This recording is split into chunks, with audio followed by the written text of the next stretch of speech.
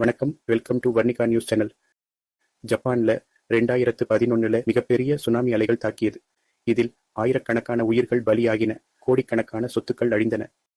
இந்த கோர சம்பவத்தால் ஜப்பானே உருக்குலைந்து போனது. இந்த துயர சம்பவம் மீண்டும் நடக்கக்கூடாதுன்னு ஜப்பான் அரசாங்கம் ஒரு பிரம்மாண்டமான முடிவை எடுத்தாங்க.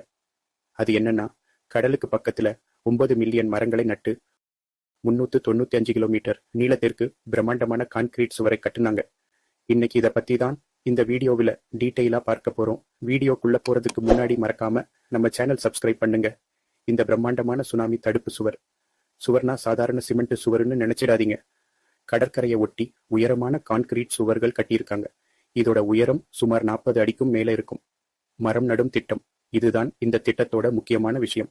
சுமார் 395 கிலோமீட்டர் தூரத்துக்கு கடலுக்கு பக்கத்துல வரிசையா மரங்கள் நடப்பட்டிருக்கு. இது சும்மா சாதாரண மரங்கள் இல்ல, சுனாமி அலைகளை தாங்கக்கூடிய, வேர்கள் ஆழமா போகக்கூடிய 9 மில்லியன் மரங்கள். இந்த மரங்கள் எதுக்குன்னு கேக்குறீங்களா? சுனாமி அலைகள் வரும்போது முதல்